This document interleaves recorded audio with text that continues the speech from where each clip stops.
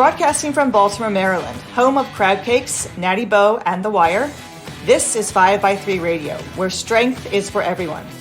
I am your host, Emily Sokolinski, owner of 5x3 Training, a strength and conditioning gym in Baltimore, Maryland, along with one of my brilliant coaches, Rebecca Fishburne.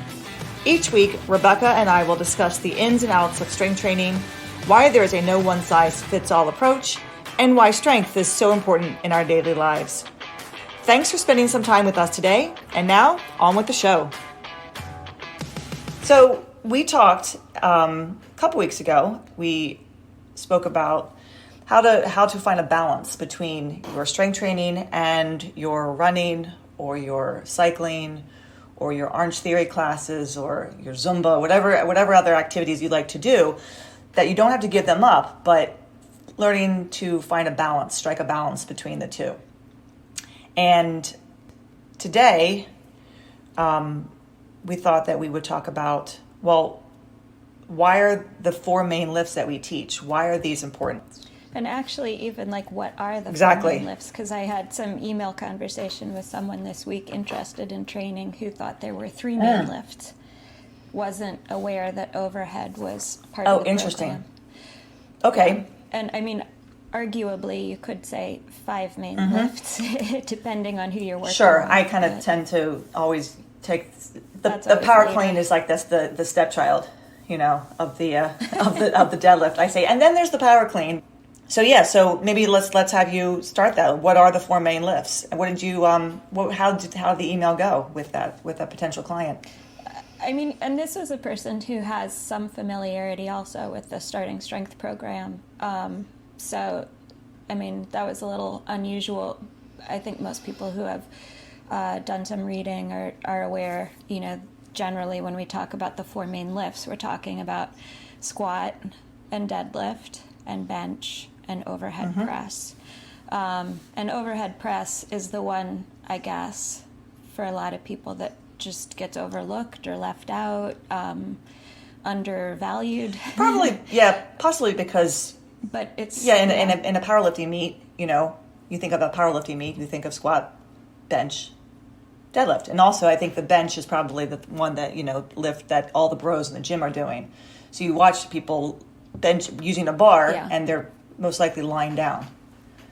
And like I was saying the other day, too, like that's one of the barbell lifts that some of the, regular trainers that I work with will incorporate into a program for clients too, people who aren't necessarily trying to barbell train. So that's kind of got some universal appeal in a way that the other lifts maybe don't, at least with a barbell. You can use heavier weights so it looks a little bit more cool, and also everybody can pretty much push a bar off their chest. Oh, so like just as an example, culturally, my kids, their favorite movie is She's the Man, and it's like this soccer movie, and I forget. I feel real stupid right now. I can't remember what Shakespeare play it's based off of, but in that movie, there's a scene where like the main guy is benching. And the girl that he's interested in comes over and is like, "Ooh, how much are you benching these days? What do you have on the bar there? That's impressive." And also that reminds me that most movies or TV shows, even if someone's lifting in the gym, if there's a scene where someone's in the gym and someone's coming in to talk to them, like a detective or whatever, the person's always benching. They're never deadlifting or squatting or pressing. Well, or maybe curling. But they're always benching. You're right. All the scenes are usually they're in the gym and they're benching. No one's overhead pressing. No one's deadlifting. Definitely. So. So we've got squat, and this is a thing a lot of people probably don't think about or realize, but there are different types of squat. Yep. So the type of squat that we prefer for clients to do is a low bar back squat. The mechanics of that are going to be a lot different than what people are probably used to seeing or used to doing. So typically people are going to be more familiar with a high bar squat where the bar sits up on the top of the traps, like up on the tip top and your torso is a little bit more vertical, or maybe a front squat or a goblet squat if they're working with kettlebells.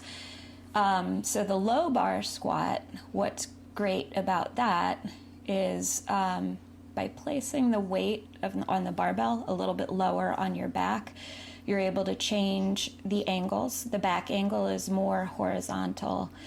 It shifts the work that's happening into some larger muscles and larger joints. So you're utilizing the hip joint more than the knee.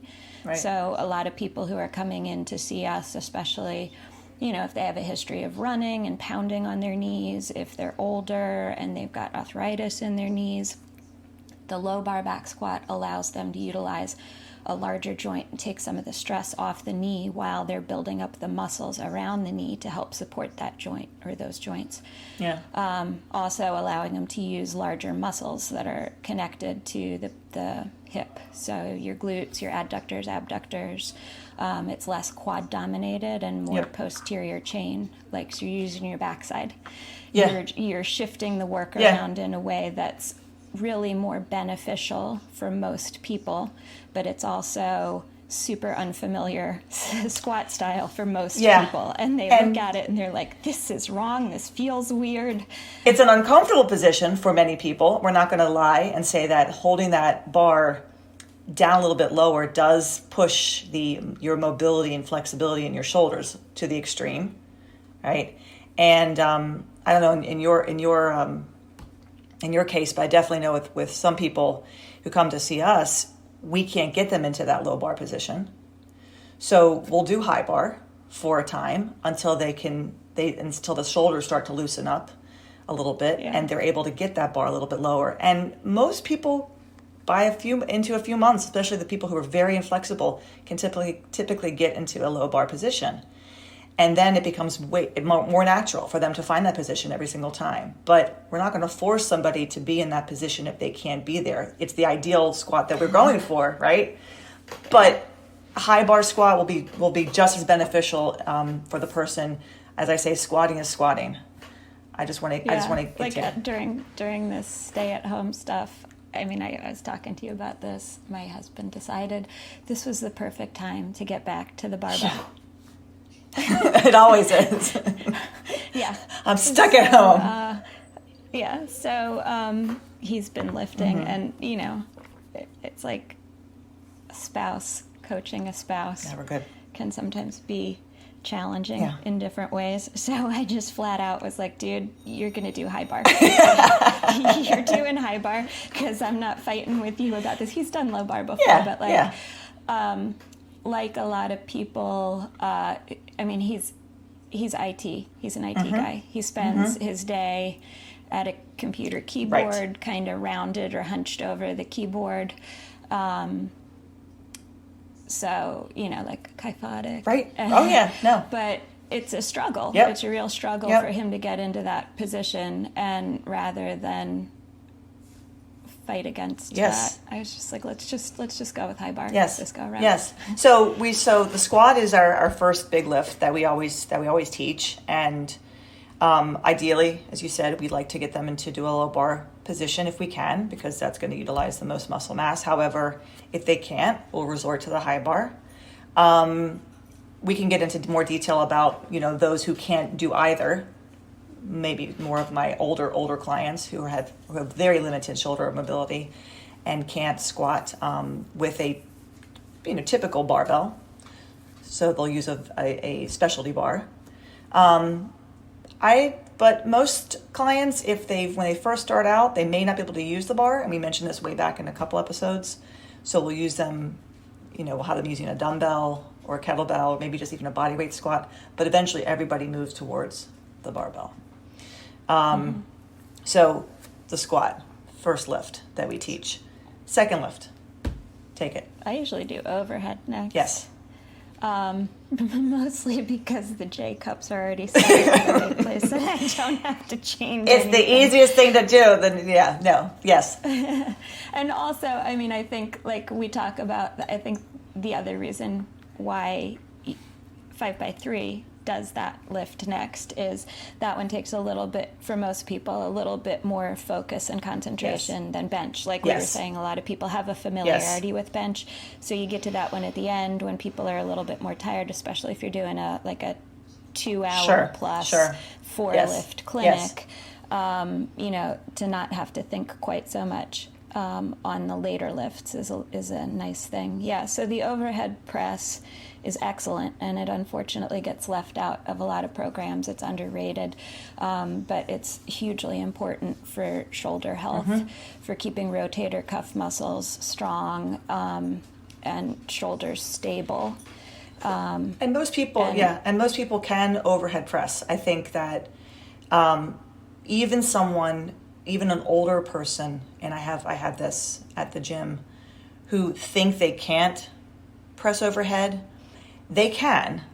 They're just very weak. So helping them just find that motion, even if it's just kind of like driving a dowel up the rack and down. They can do it. They can overhead press. Most of my clients can press overhead. It's just that it's going to be very hard because, as you said, most people won't do that. They won't put their arms over their head. And when you don't do it, you lose it, right? Yeah. You lose that ability to reach up.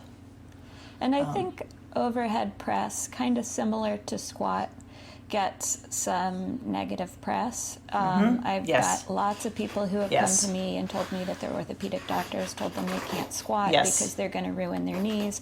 They can't overhead press because they're going to saw their tendons in half. And lots of scary imagery along with their retelling of what their impression is of their ability to be able to do either of those two lifts. Right. And that's a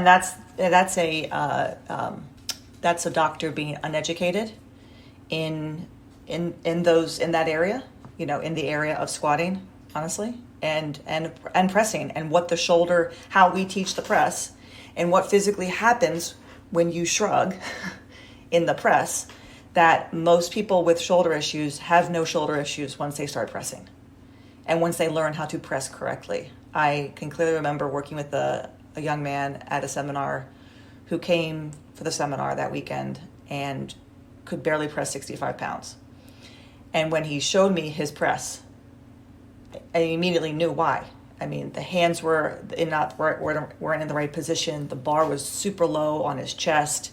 No wonder he had so much pain. He was holding the bar completely wrong, and that contributed to the pain and issues he was having in his shoulders. The minute we adjusted his grip, we taught him how to support the bar with his shoulders and not let it sit in the hands, bam, 95 pounds over his head. And he hadn't been able to press that for, a year or two. So it was simply just making him more aware of how he was holding that implement at that bar, that it fixed everything. So months and months of shoulder pain because he was lifting incorrectly. He was holding it incorrectly. And then once he was holding it correctly, no more pain. So it's teaching that person from the beginning, which is also why we like to teach it day one. Are there any issues with mobility? Typically, it's the tighter individual, the one who sits at the desk all day, who's hunched over, who's going to have a little bit more trouble. But over time, it gets easier. The more practice they do, the body starts to recognize what it's trying to do. I've got a 73-year-old woman. She's not doing barbell stuff, but I've used some of the techniques that we employ through starting strength with the ring walkthrough and stuff like that to help her build shoulder like a greater range of motion. But I guess what I'm wondering, do we want to save conversation about variations or modifications for later and just kind of go through? I think ideally you'd be doing a low bar back squat. Exactly. Ideally you'd be doing a full range of motion overhead what we said with the squat, that ideally you're doing this. However, we've got the high bar, and then we have our older clients who can't even use the actual straight bar. They have to use a specialty bar. We can say that. Yeah. So we'll get to that later. Exactly. Okay. So ideally, full range of motion overhead press, and then you've got your deadlift. And here also, I mean, there's different variations in the way people deadlift. And you've got like a really wide stance sumo deadlift. You've got people using a trap bar, and trap bar for sure is what I see most often. People using in a more commercial gym. Easy. Yeah, maybe a sumo, especially with some of the younger guys that I've seen, because they can lift more weight. It's a shorter range of motion. We don't teach either of those ideally. We do a conventional deadlift where you've got a narrower stance. And the reason for that is because you get more work out of it. You've got a longer range of motion. You're using your back in rigid extension, so you're strengthening your back. It's a lot of leg and hamstring work, pushing the floor as you stand to, a full hip extension, knee extension at the top, and grip work. And it's good to have a good grip. Yeah. And I don't know about you, but I think in your case is just like at ours. I mean, everybody can get into a conventional deadlift position. Oh, yeah, you hear that a lot. Like, oh, my hamstrings are too tight, my legs are too long. I don't know about that. Legs are too long. That's that's a whole world I've got no experience with on my own. Right. No, but I think that's, typically people will... Everyone can get into a position if they are instructed correctly to get into the position, right? I mean, it's we have what's the beauty of the program, and I think what's good for the coaches who use this program, there are steps, right? There is a model, and we take that model and then we adjust that model on that individual. Right, we have a 5-step setup for the deadlift. We'll go through the 5-step setup with our client, and then we'll adjust as we need to. So, but 99.99999% of the time, maybe 100% of the time, I should say, everyone can deadlift from that conventional. They might look different, but they can. We may have to raise the bar up. We might have to bring the bar up off the floor because the person can't. Is too weak to really get into the bottom position, or possibly just their flexibility or their mobility or whatever it is. But they can all deadlift from a position, and then slowly over time we can move that barbell down. But that's like the equivalent of starting someone with a high box squat. Yeah. If they, there's ways to get a person started regardless of where their current strength level I've never is. started somebody sumo. We've never used the trap bar. It's not. It's you instruct the person and correctly and coach them through the lift. They can perform that. It is the most basic human movement that we all do. And that's why I like the deadlift. There was like a meme that I saw a while ago, or whatever you call these things, meme. But it was like, on the one hand, it shows a photo of someone deadlifting. And then the next photo, it's the person in the exact same position, but they're picking up 2 grocery bags. Same thing. Exactly. And that's why with my older clients, and we'll get to this, that is probably the main lift for them, right? That they can pick up more weight with the deadlift. Ideally, we all can. There's some of us who squat better than deadlift, just proportional wise, or the way our bodies are given.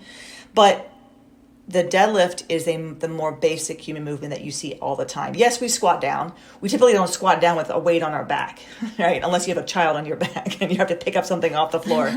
But we're all picking things up off the ground. We're all bending over and picking something up, or we're bending over and we're weeding, or whatever it is. We're always hinging. So teach that person how to move correctly and how to move safely, and then you can get them stronger in the process. Ding, ding, ding, ding, ding. It's a win-win. So yeah, and the other thing that's nice about that lift too, like you're saying, for the regular person, they're generally able to lift more weight with a deadlift than they are able to with a squat for the regular unequipped lifter. And that's exciting. Yes. Like, that's a big confidence booster, especially for like my older clients, when they realize that they can pull their own weight. And like metaphorically, that's huge, to be able to say, I pull my own weight in this world. Yeah. So deadlift is a huge staple. It is the big, one of the main lifts, obviously. And I think for me, it is it has the most carryover to daily life. So I'm glad we're agreed that it is the best. Yeah. I like the deadlift. I can always deadlift. The clients that I deeply connect with are the ones who verbalize this to me. I don't think really everybody says, I love the squat. Some people do. Yeah. Yeah, no, I don't get that, but I for sure, I got one online client just last week. He sends me his deadlift video with the comment, I love me some deadlift. It's exciting. It's exciting to know that you can, and that's why it's so infuriating when you hear people see someone, who's like, oh, look, I deadlifted today, or I picked this up, or I feel so good, I'm getting stronger. And someone immediately slaps them down and says, don't hurt your back. Don't hurt your back. And you want to say to them, that's exactly why I'm deadlifting, so I don't hurt my back. I mean, that's the complete opposite of why we deadlift. No joke. We don't want our backs are not made of glass. If they were, we'd all be broken. All of us. Just every time we pick up something, we just fall apart. I had a conversation with a guy at one of the gyms I work at. He's a Marine, and he was deadlifting. I was talking to him about his deadlift. It looked really nice, and that's my favorite lift. So I start talking to him about it, and he was like asking me how did the form look. He was saying he pays particular attention to his form because his spine is fused together in two places. And he's like, I need to deadlift so my back stays strong, but I need to make sure I'm doing it with good form. And that. And that's where people who are not educated, who just don't get it and are too scared or too uninformed to even educate themselves on it, will just immediately say, don't hurt your back, because when you do it wrong, and you do anything wrong, you can hurt yourself. I can hurt myself walking up the stairs in my house. How many times I think about how I walk up the stairs and down the stairs in my house, because one false step and I'm on my ass at the bottom of the stairs.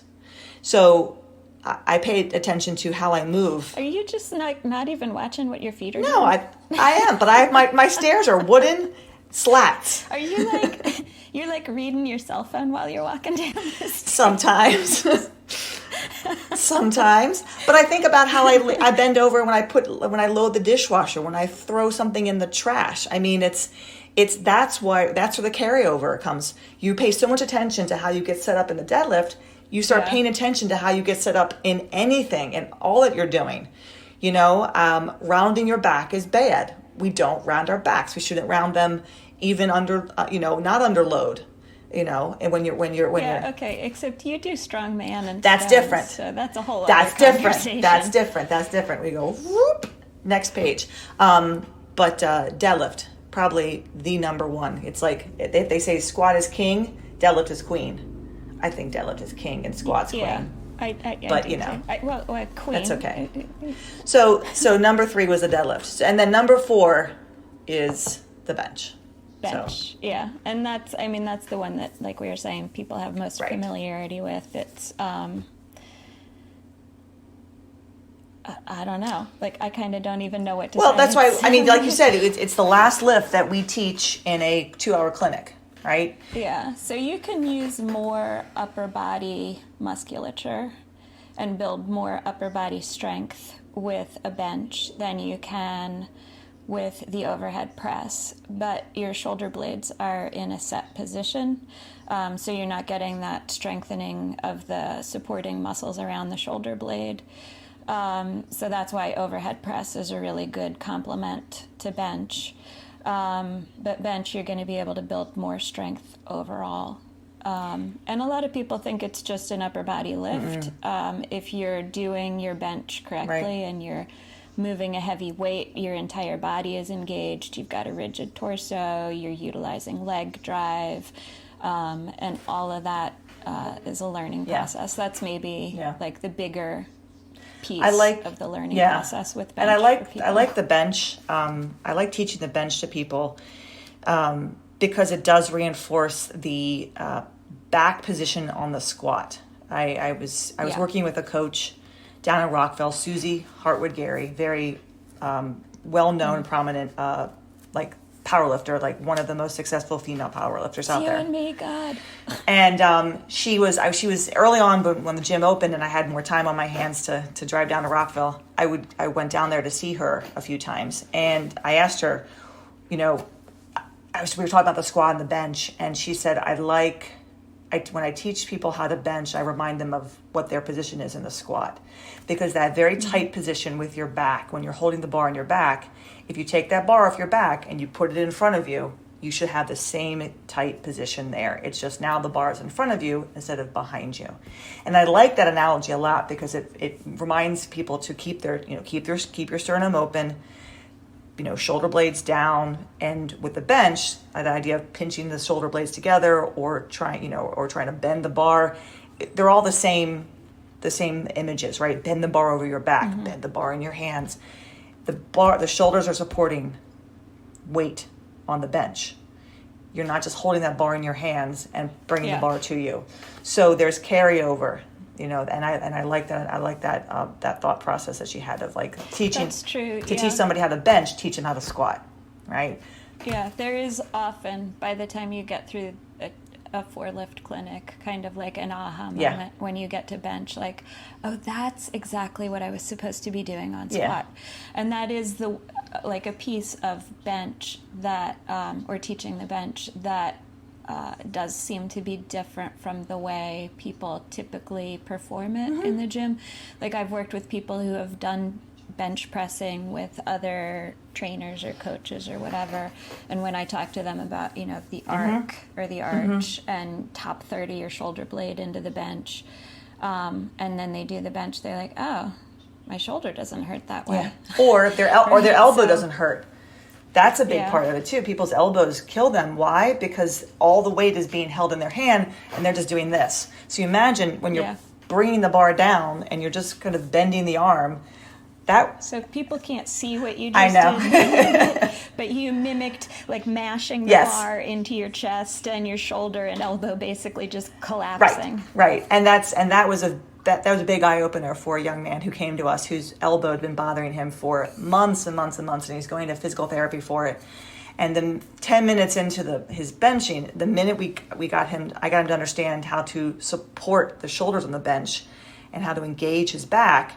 All of a sudden, the elbow miraculously was didn't feel a thing. And the minute he relaxed his shoulders, the elbow pain came back. So there was that aha moment of, holy crap, I've been doing this one way. If I do it this way, I'm not going to have any issues. So learning that the back is so important. The back is important with all the lifts. And I think that's we forget that. We always forget what we don't see is probably doing the most work.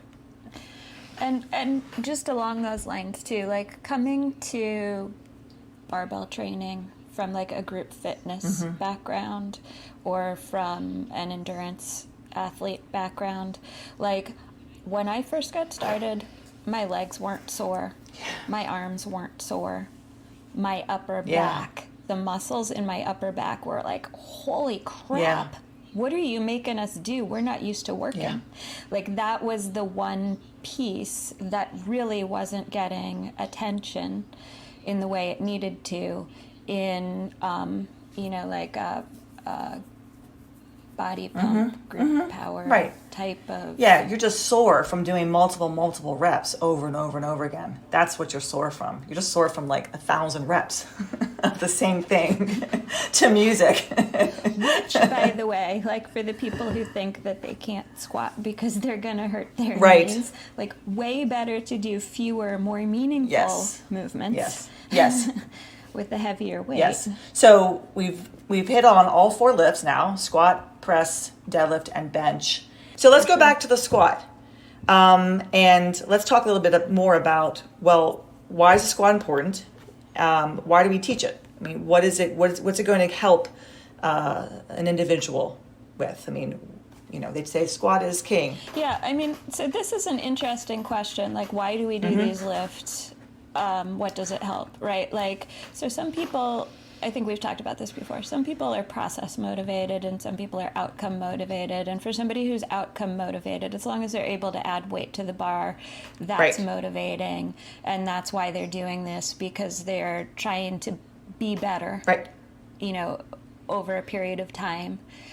Some people don't so much care about that. They want to be stronger in everyday life. And why we do these lifts is like a little less glamorous than, it's like stuff that you might take for granted in your regular life until you can't do it. Yes. Like sit down into a low beach chair and get yourself up without somebody pulling you. Like by the time you can't do that, and you're 50, 60, 70 years old and you can't get yourself up off the floor or out of a low beach chair or off of the toilet yourself, like that's a problem and you don't want to end up in that situation. But it's like, that's not a huge selling point for a lot of people. No, it's not.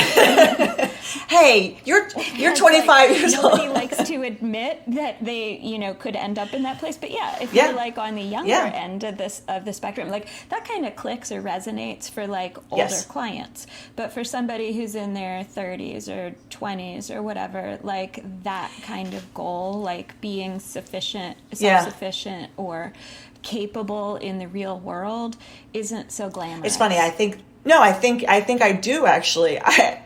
It's not glamorous, and yet that's exactly what I say to people when they're in the gym with me. I'm like, just think about this: when you're 50, when you're 60, your bones are thanking you every second you squat down and stand back up. I use that. I say that a lot. Your bones are thanking you. You're growing muscle. You're going to be so much more useful to people when you're older. You're going to be more useful to yourself. And they hear that. It clicks with them. They're not looking for this as for aesthetic purposes.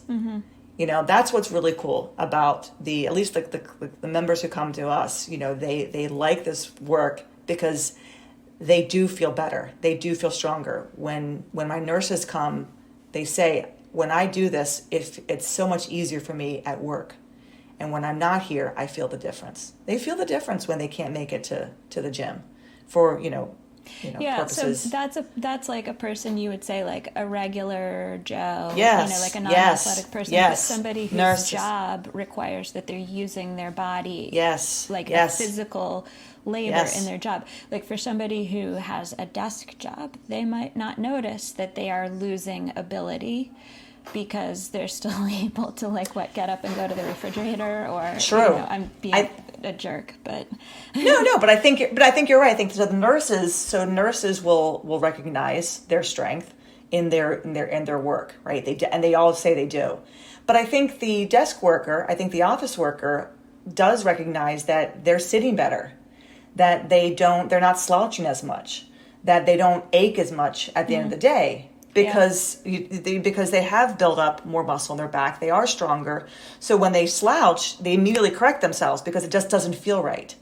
I've definitely heard that. I've heard people, they carry themselves better. I'm walking better. Yeah. Well, and I also hear a lot about yard work doesn't suck so much. Yes. So they're people do have, even if they've got a sedentary job, some pieces of their life that require physical exertion, and that's kind of really where people notice it more, or just traveling, moving luggage or that kind of thing.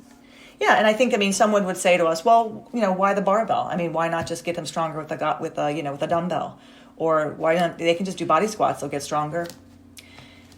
But it doesn't work that way. You'll get strong, sure, but over time, your body will quickly adapt if you are not adding resistance to that movement. You have to push it a little bit more every single time in order for it to develop strength, in order for you to really see a difference. And the barbell is such a great tool because it comes in so many different weights, right? You've got a 10-pound bar, you've got a 15-pound bar, a 30-pound bar, a 45-pound bar. You build up strength gradually and progressively. You can't do that with a dumbbell. Dumbbells go from, they jump 10 pounds. They jump 5 pounds. Well, by the time you hit a 30-pound dumbbell, you can't press that. But you can press overhead with a 15-pound bar that's loaded and can be incrementally added slowly over time. So you can progress differently with the barbell. I think that's why we like to use that, because we can start someone from the beginning and slowly build their strength and quality of movement and skill over time without it stopping hard and fast, because all of a sudden they hit that 15-pound dumbbell and they can't go to 20. They could go to 17. They go to 18. They go to 19. That's how, and then you can keep going from there. That's where the barbell comes in handy. That's where, Or even just having it be prohibitive for getting started. I mean, it's... if somebody can't make a 5-pound jump, right? Like they can do, I don't know, an overhead press with a 5-pound weight, but they can't do it with a 10-pound weight. But you've got a 10-pound bar. That's the same as 5 pounds in either hand. And then you can add 1 pound to either side. So you can kind of like onboard somebody with a training bar in a way that you might not be able to with it. It's fine to start with body weight, and then you go from body weight to some weight, and then you go from that dumbbell to a kettlebell. But eventually, by the time the person's squatting 40 pounds with a dumbbell, well, the next weight is 45. By the time you're squatting 40 pounds with a dumbbell, it's a exactly. It becomes much harder to progress from that point, because you're having to hold that weight in your hands in front of you, whereas the bar in your back makes it much easier for you to now control the movement. Your back is stronger. Back is stronger than what's in the front, right? So we may start with one tool. Eventually, the barbell is where we want to end up with all of our clients. And I'm thinking more in terms of our not just our older clients, but you had a young woman at the gym who had to start with a body weight squat and then was adding a little bit of weight. We had another coach who started with a young woman who had to start with the box, and then was going from there to dumbbell goblet squats, and then eventually under the bar. And now she squats with a 45-pound bar to start off with. So it was a gradual progression, and she was consistent enough, and she stuck with it. And, this is somebody who had trouble getting off the toilet and was very scared the first day, because she was reminded of the time she couldn't get off the toilet in the hospital. Right, and so that was somebody who was in their 30s? This is somebody who's in their 30s, yeah. Yeah, it happens. I mean, it's not just your 65, 70-year-old woman. It's your 25-year-old woman. It's your 40-year-old man. It comes down to weakness, right? Somebody who's weak, that's fine. You can get strong. There is a way. We have a tool for you. So I think we explaining why the barbell is such a good tool to use is important, because people don't think of that. They think of it as only being used by professionals, athletes, gym bros, powerlifters. But it's just a tool, just like a dumbbell or a kettlebell is an implement. It's just another implement. I mean, I guess like what we've kind of addressed so far with squatting is a little bit more lower body mechanics, like lower body weakness, yes, possibly perceived as inflexibility or that sort of thing. Yes. There's also, we were talking before about upper body, how the upper body is sometimes prohibitive in learning a low bar back squat. And I don't know if you want to get into that now, or if we want to talk more about squat in general and its carryover to real life. So some of our clients have to use a specialty bar. We like the cambered bar, where you, instead of holding the bar up by your shoulders, you're holding it down by your sides, right? And that's much easier for people who have a very, very inflexible shoulders, people who have had frozen shoulders, much older people, people in their maybe close to their 80s who have just not been very active, and doing a lot for their upper bodies. The camber bar is very useful for them. I can add weight on their back. They're in a position where they can control the bar easily. And it's more reminiscent of a low bar position because of where the bar sits, as opposed to a safety squat bar that sits very high up on the shoulders and puts someone more vertical. since we're trying to do a low bar, squat, even with our older clients, the camber bar allows us to kind of continue that idea of more muscle mass, because there is a forward position, because they have to use their hips to drive up out of the bottom. So I think we would resort to that before we would go to a safety bar. Our safety bar is also a little too heavy to start. So the camber bar weighing 25 pounds, if someone's squatting with a 20-pound dumbbell, they can squat with my 25-pound camber bar, and they all can. So there, I can still get the person squatting. I can safely have them hold the bar on their back without compromising their shoulders, and I'm, and it's a win-win where they can add weight slowly and progressively, and then get stronger. So that's probably the one bar that we would use. The safety squat bar is a little cumbersome. It kind of, people are like, yeah, I'll use the camber bar instead. But that's probably the only tool that other than that, that's the only tool that we use for people who have really, issues with their shoulders. Other people just will high bar squat until they can do a low bar squat with the barbell, with the straight bar. Mm-hmm. But everybody squats at the gym. Don't care how old you are. Well, you squat in real life, so why would you not train it? Exactly. Why would you not be prepared? Exactly. As I say to people, you sit down the toilet, don't you? You got to get up. Here it is. And they go, oh, yeah, I guess you're right. I'm like, yeah, I know.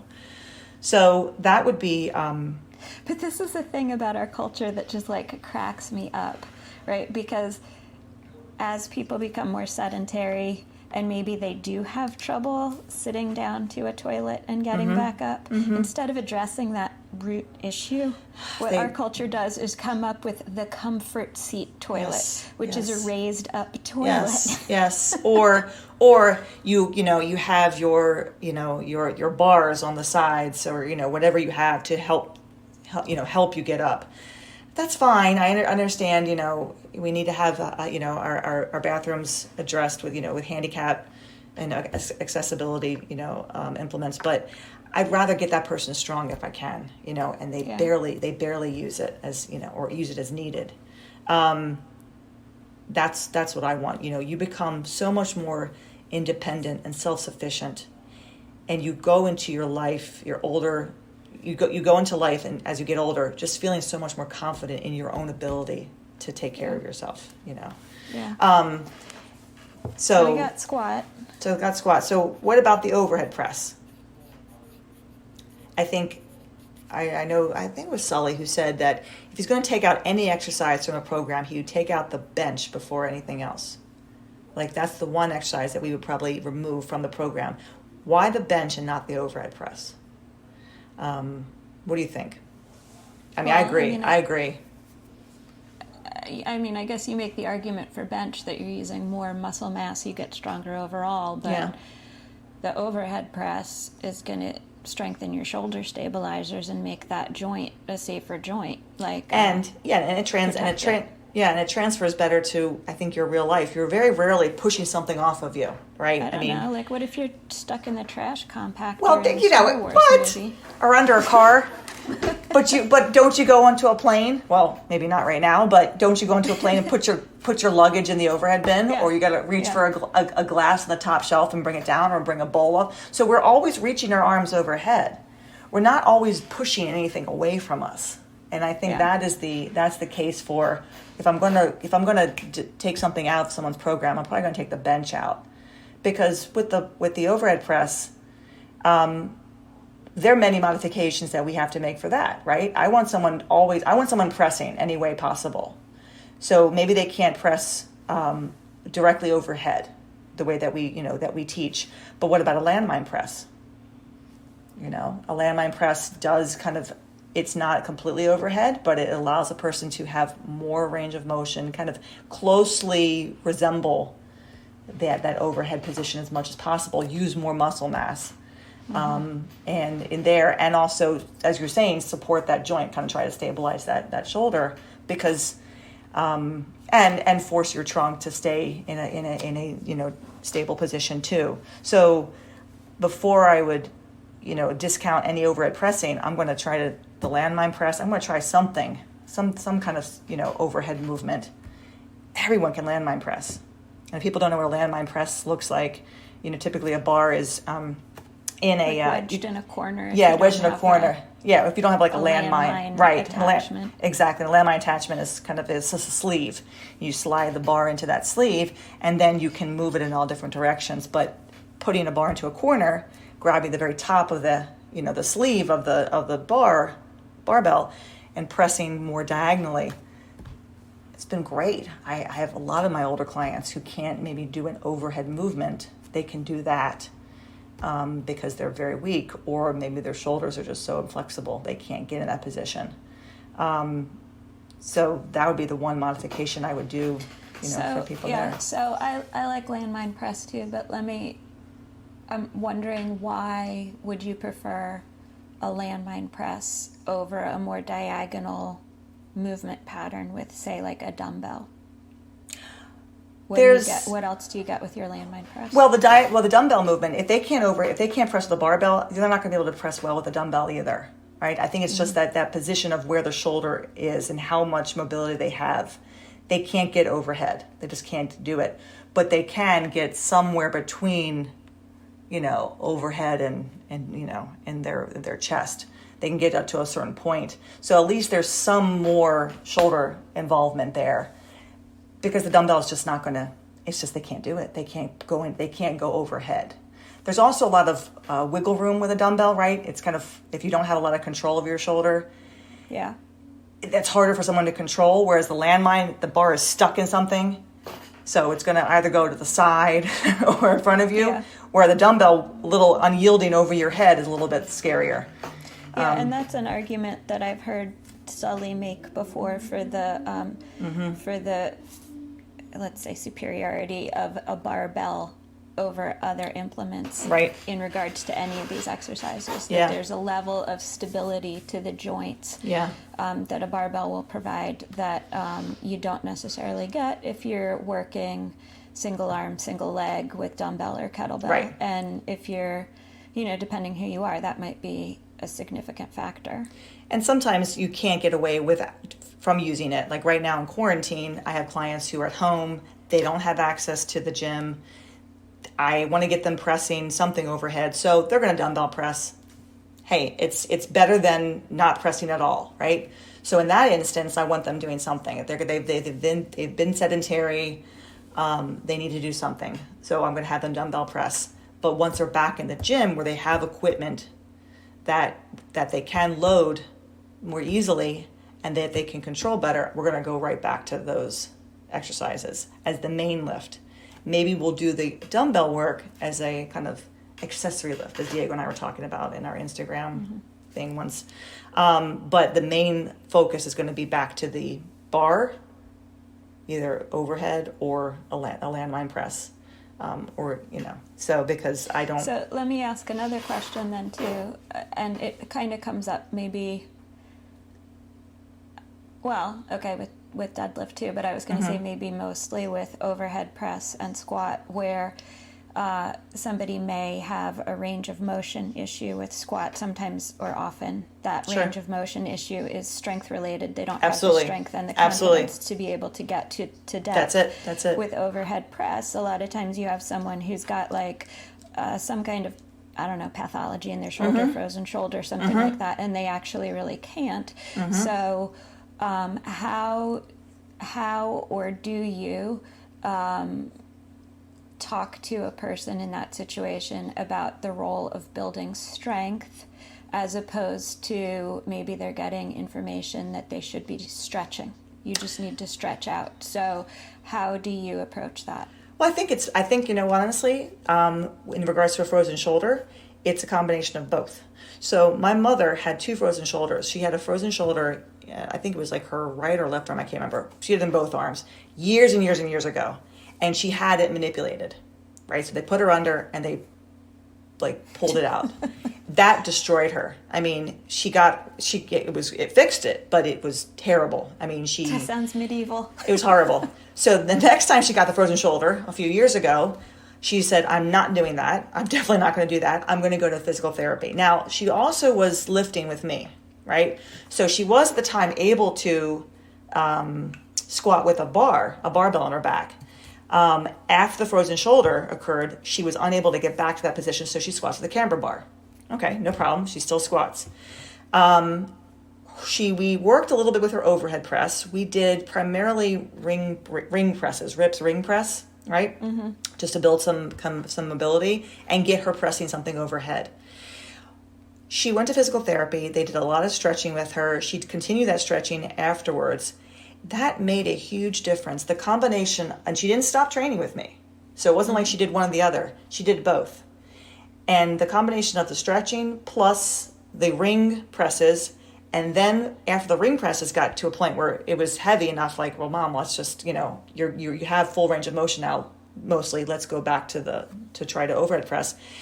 She can do it. She can press overhead. It's not the prettiest thing, it's definitely like, but it's so much better than when she had before the frozen shoulder even, actually. She's pressing better now. So in this case, it was kind of a combination of both. So I would say it has to be both for someone in that situation. It's not just stretching, and it can't just be the trying to just practice overhead over and over again. I think the ring press is a stretching movement, right? Mm-hmm. At the top, you're holding that movement there for a little bit, and then so you're working through the range of motion, and that's kind of what we're trying to do when we stretch, right? So with her, the combination of both made a huge difference in her lifting ability, especially her overhead press. She benches beautifully. My mom's got a great bench. And she's got a great overhead press now, but it took a combination of both. So I would say the person has to keep, if they're starting strength training, they need to keep that. She wasn't going to give that up. And her physical therapist told her not to. She said, whatever you're doing, keep doing. But that was a much better approach than being manipulated. That was just terrible, she said. That was just, that was awful. So I like the ring presses for people to do who are either coming back from like a shoulder surgery or recovering from anything, or getting them to overhead press because they're kind of weak, and then from there trying to do some actual overhead press. One of my clients who will be 80 this year, that's what we were trying to do with her, and I was helping her. I would support her. I would help her with the shrug. She would kind of wince a little bit, but that's just because her shoulder hasn't done that in so long. It didn't understand what it was doing. Over time, the wincing stopped because it's just more of a weakness and a perception, and also a psychological feeling of, I can't do this. Yeah. Well, I mean, that protective response where the body tenses up around an area where in the past it has maybe consistently or not consistently, but significantly in some way experienced pain. Yeah, doctors have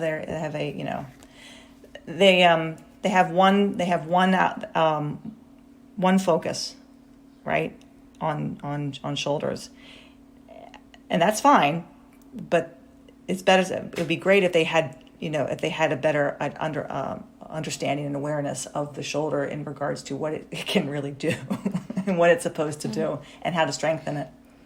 Yeah, and I mean, the two things seem to go together fairly often, the stretch and the strength. Mm-hmm. I mean, I'm thinking of that with a younger client I have who's trying to get into, her overhead press is fine, full range of motion, but getting into the low bar squat position is super tight. And she's a small woman, but she started out with her hands out near the second ring. Yeah. Right. And over the course of a couple weeks has stretched out enough that now her pinkies are at the center ring. So, the range of motion comes also just by doing the exercise. You don't always have to do something separate and special. No. Sometimes doing something separate and special in terms of stretching can be beneficial. But, and I think that, I've always said people, people are always like, why is it so tight? Why do I feel so tight? I said, think about it. You're sitting at a desk, you're talking on the phone, you're driving in your car, you're eating. I mean, you're constantly hunched over. We don't live in a world where we're always standing up tall with our arms behind us, with our arms against the wall. So it's uncomfortable, but it is going to get better, and it's going to make you a better person, and it's going to help you learn how to use your back. Shoulders are also a place, like as you're describing all those things, like shoulders are a place where people store their tension. Absolutely. Think about like somebody gets freaked out and they're like, and the shoulders go up into their ears. And then if they're like permanently freaked out or stressed out and they just kind of stay there with their shoulders up in their ears without even consciously realizing it. Yep. It's also different population to population. Like somebody who's working with a more athletic population might have sort of the opposite problem, where somebody's like overextended through the T-spine more often, but that's not who we have. But I see so many people, I mean, my mother included, when they start strength training, when they start squatting and deadlifting and pressing, benching, the difference in her posture is huge. My mother has scoliosis, and she actually had to wear a back brace when she was a teenager. And it's quite considerable. I mean, you can still see there's one side that's there's a little bit of a hump, right, on one side. Mm-hmm. But her posture has improved immensely. So much so that my father actually recognizes that my mother's standing taller because he's always, Say that again, because that was funny. He's always been on her that, she's going to turn into a table. And, and he would joke with her, like, who's this, Joanne? Who's this? And he'd bend over into like a tabletop position, and she'd just go, shut up, Jim. But it's true. I mean, my mother doesn't like to exercise. She enjoys this. She enjoys this because it feels good. It's simple. She's in and out, of the gym. Yeah. She's not sweating too much. But she definitely feels a difference in how she carries herself. She's very surprised at herself when she can squat down but just playing with my niece, who's 3.5, going to be 4, running around with my almost 13-year-old nephew. I mean, she's a grandmother, and she's active. And she's, she wasn't this way how many years ago? 10 years ago.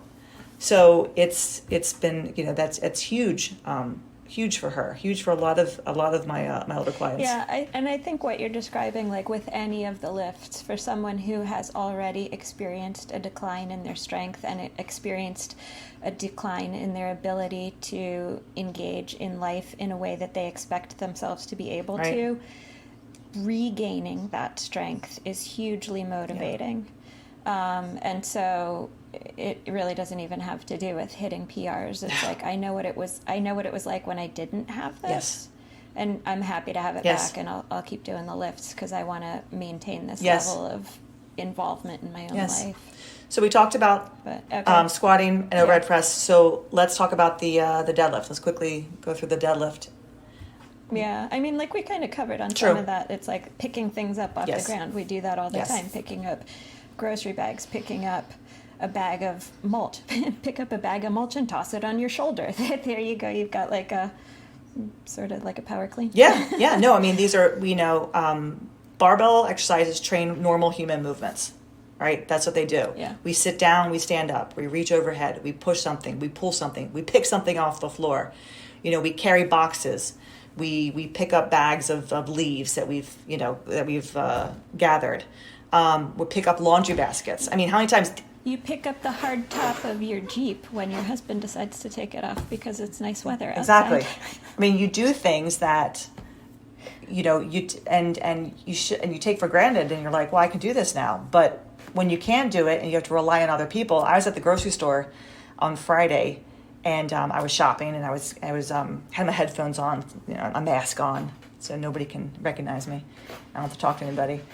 But I was getting 2 cases of water.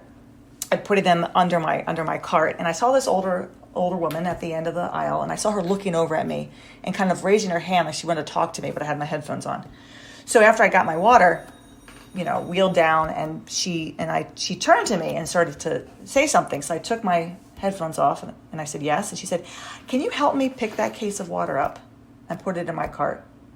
And literally, and she said, I was watching you, and you looked like you knew what you were doing. And I so was tempted to say, absolutely. And by the way, here's my card. I can help you get stronger so that these cases of water don't feel so heavy. I mean, but that was literally, it was chest height. But to physically pick that up and put it in her cart was beyond anything she thought she could do on her own. The 12 pack of soda, no problem. But the water, and that should be just kind of automatic. You grab something, you throw it in your cart. It feels good, and I'm not I'm middle aged, but I'm not I'm not senior, or I'm considered middle aged, right? I feel good being able to do that. It's something different than I used to feel when I was young, in my 20s. It was a different feeling of like, I can do for myself. This is so easy. When people say to me, do you need help? I'm like, no, I don't need help. Yeah. I don't need your help. This is something I've trained to do. I've trained for this.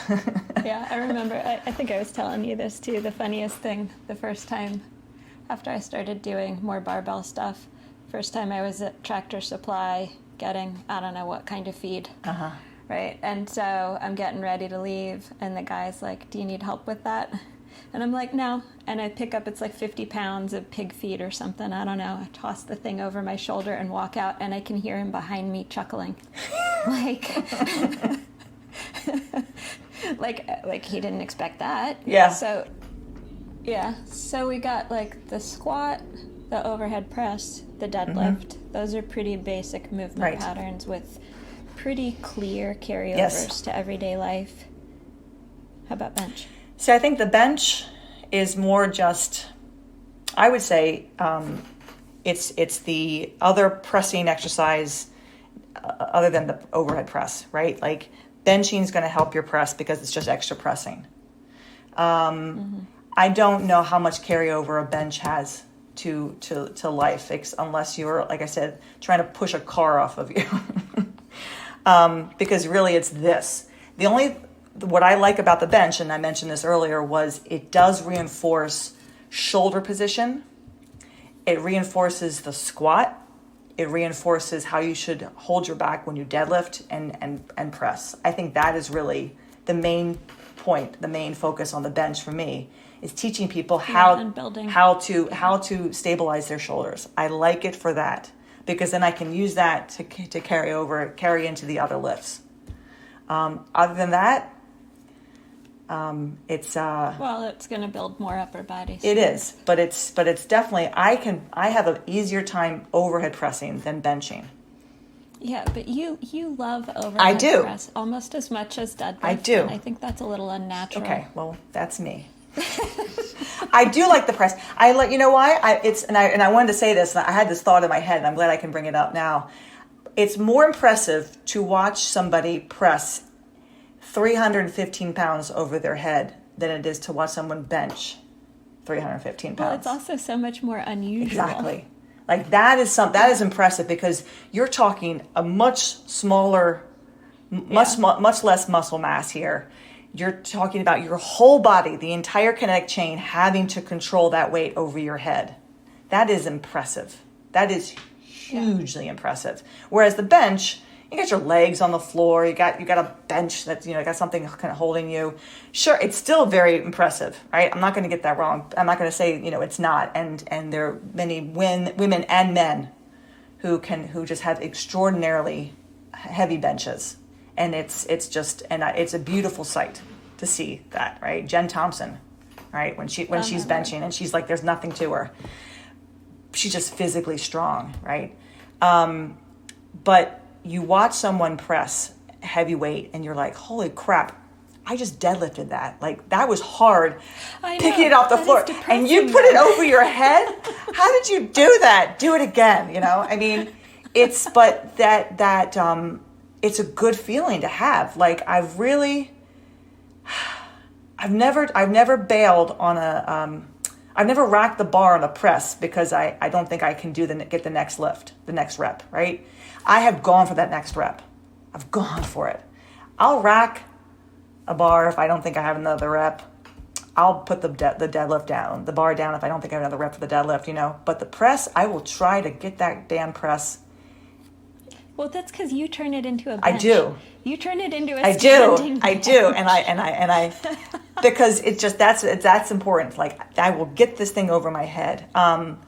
The pressing movements movements in like a strongwoman or strongman competition are so cool to watch, right? The log, the dumbbell, the barbell, whatever it is. Because again, the kinetic chain, it starts from the feet and goes all the way up to the top. You've got to have such an incredible control over your body. So it teaches people how to get tight. I like the press because it forces people to be really aware of what is happening in their body. And then when it starts to click, man, the press has just come hard. It comes hard and fast. It's very cool. So, yeah, I think the bench is more just it builds strength. It's more muscle mass there. You can bench more. There's familiarity. People like it. But I would say, I definitely focus way more on my pressing than my benching. I always have. Unless there's like a meet coming up, then I've got to do a bench meet or something like that, which I've done, and that's fun. But the press, yeah. And again. Yeah. So we're talking about all, the 4 main lifts and sort of their practical movement-based carryover to everyday life. Right. Sit down, stand up, pick things up, push things away, put things overhead. But I also just kind of I jotted some of the things down that we mentioned because I wanted to highlight some of the other benefits besides just building strength that come from doing these movements. And we've talked about, like, recently this idea of self-sufficiency, the idea of empowerment that comes from being able to do things for yourself, posture improving. I swear, I think you said your mom got taller. I know my perception of myself gained somewhere around 4 inches once I started doing this. Like, it's like a joke. I routinely confuse myself as being the same height as people who are 6 inches taller than me now.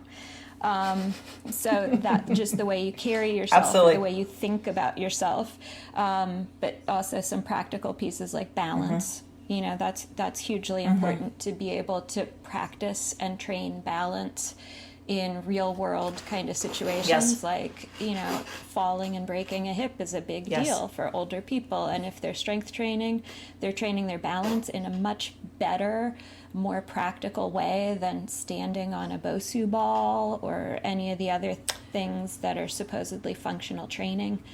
And then just the whole idea that grows out of the fact that you are training your body as a whole and that you're thinking of it as a whole unit instead of parts and pieces that you can pick apart. And I don't like this part and I don't like that part, but seeing how it all works together as one useful, functional organism, that all the parts are essential, and focusing on the outcome, the whole outcome, instead of just because that's human movement, right? We don't, as when I talk to my presentation, and I say this to people at the gym too, you don't you don't kick your leg when you're walking like you would on like in a leg extension, right? We don't work in parts. So the single leg butt kicking contest or whatever. Machines make you work parts. You sit down and you extend your legs. You sit down and you curl your legs. You sit down and you press your arms. You sit down and you press your, that's not how we function. We are constantly moving different body parts. We're walking, we're sitting, we're standing, we're picking things up. We're not just using one part of our body. So why would you train that way? That's fine for PT reasons, right? If you're rehabbing a knee but still, I think the best thing to do is try to still continue to work the body as a whole, even when you're rehabbing. You mentioned balance, and I think that people don't realize, yes, with balance, you still might trip. We all trip. We still may fall. It doesn't prevent us from falling, but what it does do is if we trip, we may not fall, because since we're stronger, we can catch ourselves. We feel what's happening to our bodies, and we quickly recover and readjust. Or if we do fall, we fall better, right? I try to any of my clients who are at risk, more at risk for potentially, falling, I'll teach them how to get down on the floor and get up off the floor. And that plays a big role in older adults. Yeah. Teaching someone how to safely get to the floor. Yeah. Yeah. One of my older clients in her 70s had that exact experience. Like, she was walking, I guess, on some kind of a decline, and it was icy, and she fell. Her daughter was there. Her daughter was, like, basically, there was nothing she could have done to prevent herself from falling, but what she came back and told me was, I fell better than I would have if I hadn't been doing the strength training. Like, she was able to control the way she hit the ground and protected herself from a lot of injuries that she would have had otherwise. I mean, she still had, like, a banged up shoulder, but she didn't just crumple and collapse. So, yeah, I mean, we're going to fall. We're all going to fall at some point. Diego was constantly falling off of his bike, right? So it's how you fall. It's how you fall. It's, he's like a little ninja when he does it. He kind of does a quick little roll and pops back up. But that, like your client said, I fell better. And that's where strength comes in. So our goal here then is to be able to fall better. This is hugely inspiring. Fall better. We have to. It's part of it. I mean, we're gonna. Life is going to throw a lot at you. You step off a curb, you do this, you do that. My mother tripped on the ball, one of the dog's balls, right before we went to Hershey Park a couple years ago, and twisted her ankle. And Jack and Eleanor, my niece and my nephew, were like, "Gramps, are you okay?" And then the next thing came out of their mouth was, "Are we still going to Hershey Park?" Priorities. And my mom's lying on the floor. She's lying on the ground. They asked about her first. First, they said, "Grams," and then it was, "Are we still going to Hershey Park?" They're quick thinkers. And we did. We went. I took them. My mother couldn't go. But she was back in the gym. That was on a Sunday. Yeah. She was back in the gym a couple days later. I mean, again, she fell in such a way that she could feel herself going down. and she got up off the ground, and she, just got a little brace and was back in the gym, doing her thing. So you come back from injuries stronger, you recover faster, you recover from a lot of things fast. You recover from being sick faster when you're stronger. If you do get sick, you don't stay sick, too long. You mentioned balance, you mentioned hip fractures. There's the loss of independence. So gaining your sense of independence again. Of course, muscle mass is huge because we start losing muscle mass at age 30. Yeah, and bone density is huge. I mean, how many women have osteoporosis or osteopenia? Osteopenia can be reversed. Osteoporosis, hard to reverse it, but you can prevent it from spreading, right, and becoming more developed. But bone loss, I mean, that's how people break their hips. They break their hips because they fall and they're weak. Their bones are brittle. And when their bones are brittle, it is like glass. Like a 30-year-old or even a 40-year-old, that's a harder sell because the whole idea of exercise is how do you feel in the moment. Whereas what we're talking about with building muscle and bone density is what Sully talks about as like making a deposit in your 401k plan.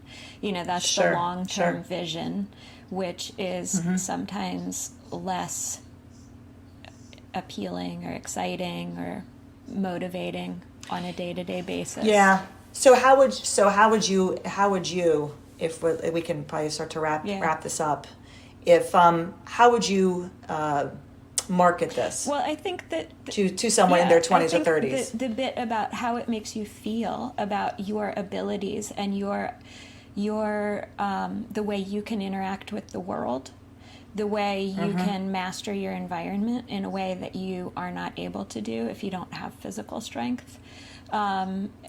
It's just empowering. Like when you see, I'm going to say a woman because this is usually where I see it, but when you see a woman who has sort of spent years thinking that the pink or purple 5-pound dumbbells are her world, and then she realizes that she can deadlift her body weight, that she can do a pull-up, like that she can use her body in ways that are useful, that, you know, that the focus is on the movement, the outcome, the activity, and not how she looks while she's doing it. That can be pretty liberating.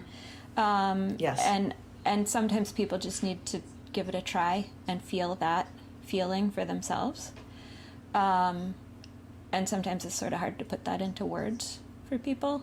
But I think for anyone in their 20s and 30s, that sense of being stronger, more capable, more able to interact with the world around them in meaningful ways is probably a bigger selling point than bone density.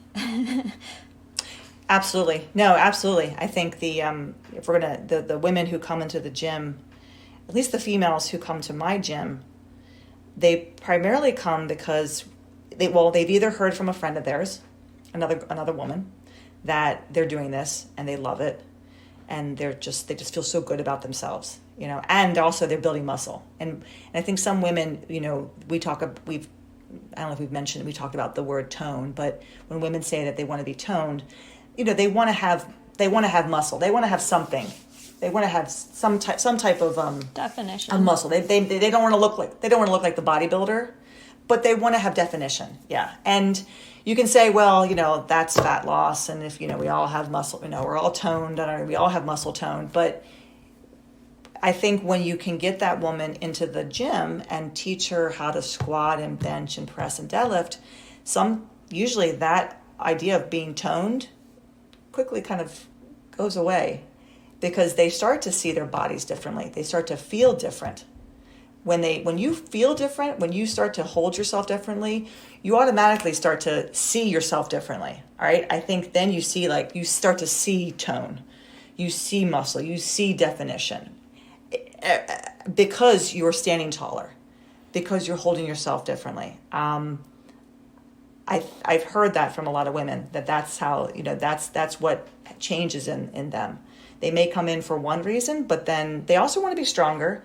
But then after a few weeks or so, they definitely have had a change in what it means to be toned or defined or strong. And those are the kind of people I usually like to ask to talk to, like another potential client, like talk to her about why she's doing this. Because it's always good to hear from someone who looks like them, or maybe had their same ideas about why they're doing this. And yes, it turns away from the aesthetic to a kind of functioning person who's also feels good. And when you feel good, you start to look at yourself differently. You start to look good to yourself. I know that happened to me. And I think that happens to a lot of my ladies, a lot of the ladies too. They start to see themselves very differently because they feel so different. And it doesn't take long, you know, for you to feel different in the body when you start to train this way. Yeah. Yeah. So you're right. It's some people usually come because they've already educated themselves on it. You know, we talked about that in an earlier episode about being kind of reading up on it, doing their own research. You're not going to get everybody, of course. Everyone's going to have their own idea of how they want to train, but for the most part, people are looking to be a better version, a better, like, fitter version of themselves, more useful. Yeah. Thanks for listening to 5x3 Radio with Emily and Rebecca. If you like our show and want to know more about 5x3 training, please visit us at www.5, that's F-I-V-E, the letter X, the number 3.com. You can also find us on Facebook and Instagram. To learn more about Rebecca, please visit her website, cornerstonestrengthmaryland.com. Thanks for listening and have a great week.